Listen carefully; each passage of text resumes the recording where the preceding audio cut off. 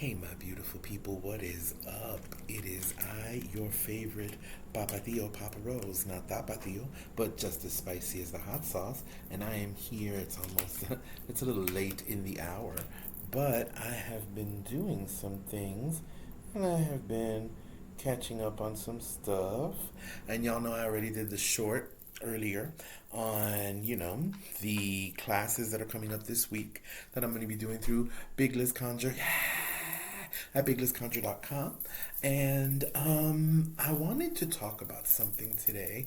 And of course, before we go any further, if you're new to the channel, my name's Papa Rose, Louis Rosa Papa Rose. On this channel, we talk about all sorts of things, esoteric, spiritual, and magical, and what have you, and try and help people out with things that I know, things that I've been working with and been doing for, these many, many years, though you'd never believe it. I'm gorgeous, I know. But in the spiritual and magical texts, and in just doing household folk magic to Lugumi. We'll be talking about Santeria, we talk about Espiritismo, which is spiritism, all sorts of different things on here, and also just pretty much sometimes just shooting from the hip and giving you a taste of, what's life like from a backwoods brujo perspective in the beloved, in the backwoods where we live. So that said, I hope you enjoy. If you're new here, welcome, welcome. And if you're not new here, you know the tea. What's up? Pull up a chair. Let's talk. Also, please, while we're here, don't forget to like, subscribe, and ring the bell and do all the things so that you stay on top of every bit of new content we have and new things coming out. And like I said, new things are happening. We've been moving forward and doing things and shaking, so you don't want to miss out on anything.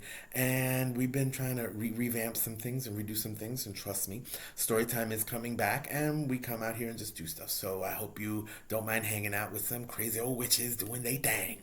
So that said, welcome. And like I said, I was talking about a couple of things. And oh yes, before I go any further, classes, mentorships, divinations, products, all that good stuff, because we're going to talk about a product right now. And y'all know I've been talking about the saga of this particular chaplet that I have crafted, forged for Hekate. Notice the keys and the hand amulet and the beautiful skull bones and the gemstones. So these are all made of gemstones. And somebody said, well, what the heck is that really? What does it do? And I don't know if I talked about it before. I think I did, but let me go into what it does, why it does, how it does. With every piece of jewelry we make here, with everything we make here, if it's an oil, if it's a powder, if it's anything, we hand make it to order. So it's not waiting for somebody to hopefully come by, except for things like this, which just the muse takes us up. And that's why we put it out there to see if it's not for us. A good artist, they told me, always gives his best work outward because it's so beautiful it should be gifted, or well, let me replace that. It should be for the public because, baby, gifts are wonderful. However, this one's gonna cost a pretty penny because these are gemstones strung together, and each one is a prayer. Now, chaplets have been around for years.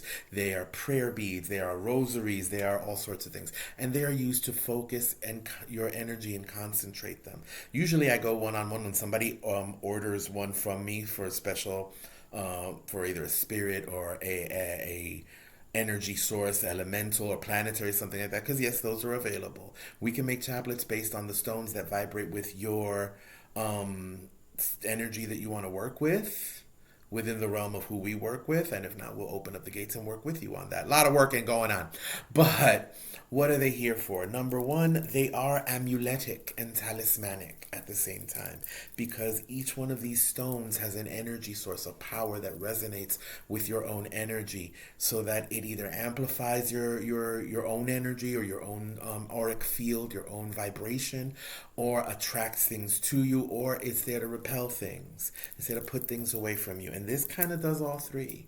This at the same time, because it's peach moonstone and typical moonstone. I hate to use regular because nothing's regular. Everything's wonderful. And so those two, moonstone is going to have that energy that aligns you to your spiritual side, your intuitive side, your psychic side, that can link to spirit, link to energy.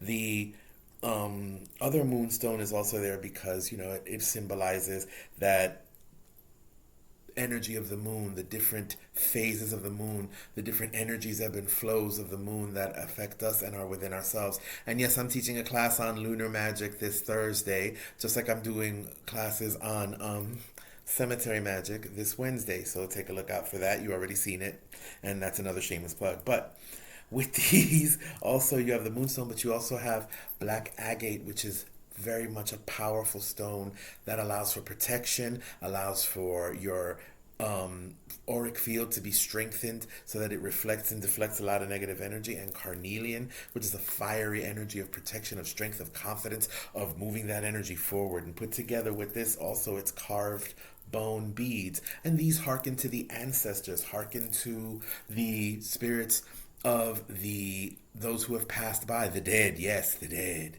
but not in that Evil Dead and movie, no, I have nothing to do with it, movie theatrical Hollywood way, but more in those spirits of those ancestral energies, those spiritual energies of guides that have passed on, or spirits that walk in Hekate's train who are there to protect, guide, and watch over you too.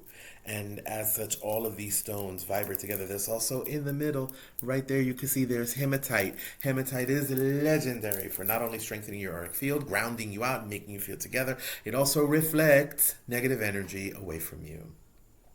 So, all of this together, these are stones that do resonate with Hekate's energy, as I've been taught, as I know, and as I've learned.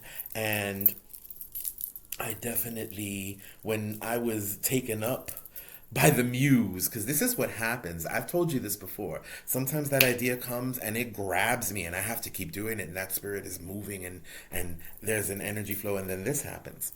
So, as I said, after it is made, it's put, if you ever seen the pictures, it's put on either selenite or some other crystals that are for cleansing and strengthening, and that's what it did. And then it's going to go and get ritualized. In other words, it's to be passed through the elements, charged up, prayed over, so that Hekate's energy and the blessed energy of these stones are activated for whoever buys this lovely, lovely work of wearable art of magic and amuletic energy and what have you and all that good stuff. If you're interested, please float me a note, send me a DM, do me an email, pull up some smoke signals, throw a dart through a window, whatever you got to do. Send me a message. We'll work on it. We'll talk. We'll see. And also, with these, I like to throw in a little bit of the handmade oil that we make, and there's going to be a special one specifically for Hekate. And it's once it's made, it's going to be made, and this is going to be for this. If you'd be interested in a custom job as well, let me know.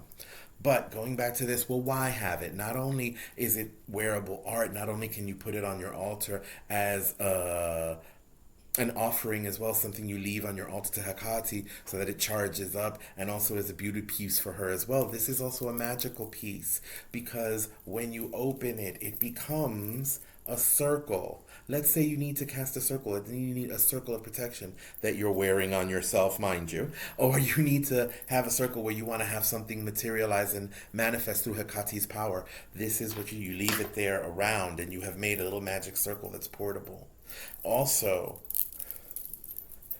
you can, because, hey, it is not set in stone that you gotta keep it that way. You can also, using the toggle clasp, like so, blam, and now you have a length that you can use to make a line of demarcation, or, oops, something fell.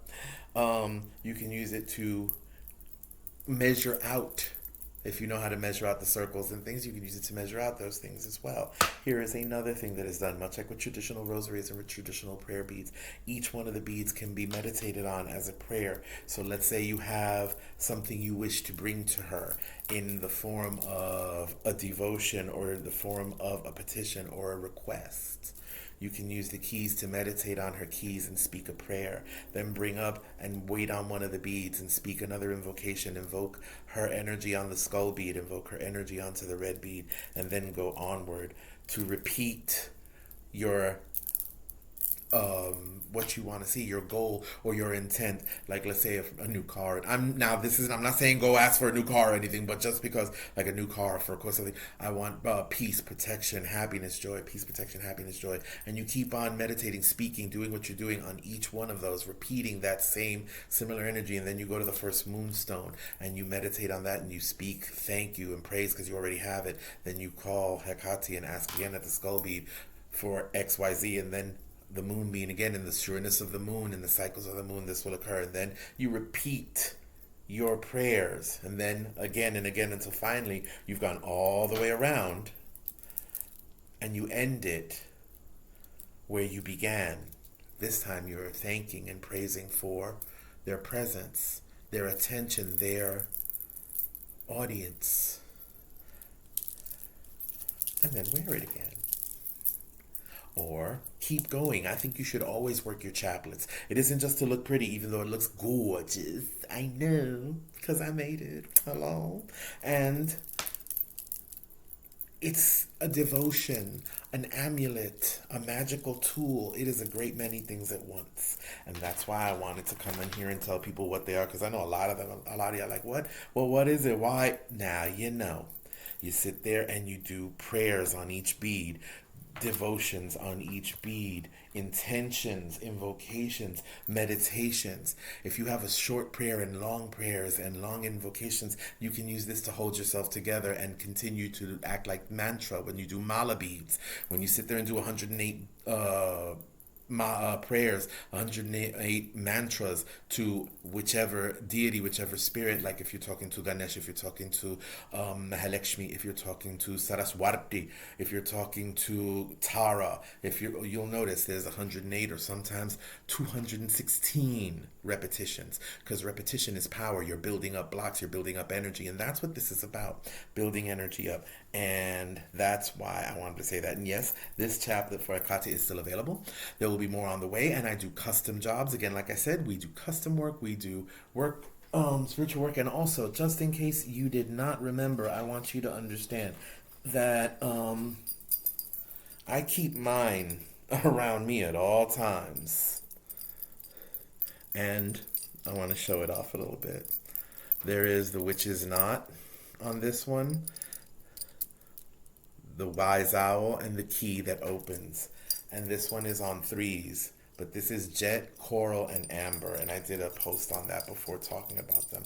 And this is something I'm constantly doing when I'm with my spells.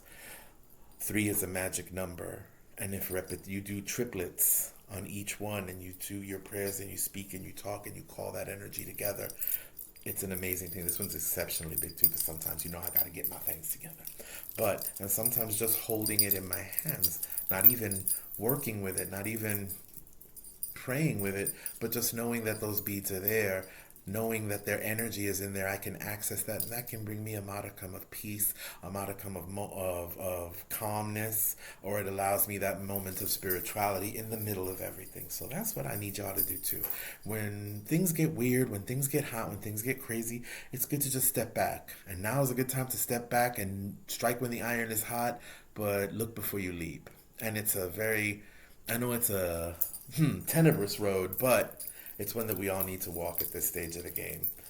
Look, think, and keep this going. But back to this. Again, if you would like a chaplet, if you would like to do a divination and see if there's some energy force or ancestor or spirit that's been wanting to work with you that wants a chaplet like this, divination is key. So if you want to do a divination, a mentorship, a DIY kind of troubleshooting session with me, feel free, step up.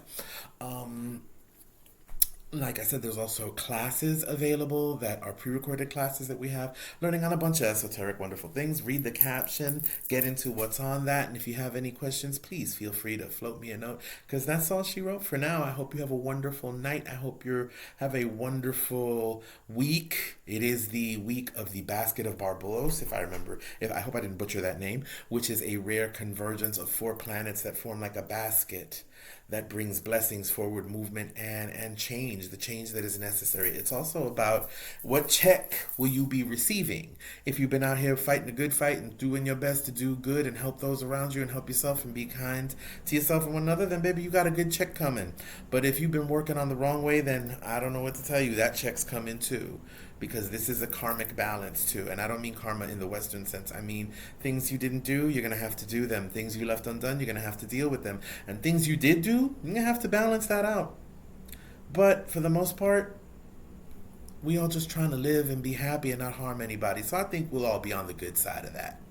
I think anyway, at least I hope. But again, y'all be kind to yourselves and each other. Keep your eyes on the prize. And know that I'm always wishing you love, peace, and juju. Later on, y'all.